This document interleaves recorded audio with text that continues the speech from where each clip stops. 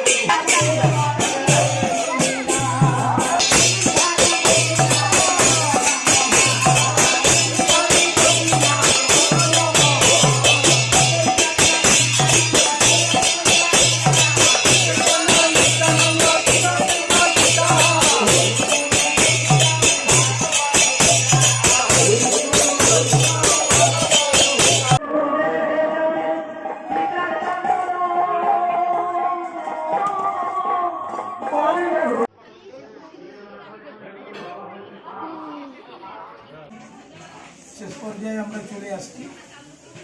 আর ভক্তগণ খুব আনন্দ করলেন, ভগবানের নাম শ্রবণ করলেন, কীর্তন করলেন অনেকে।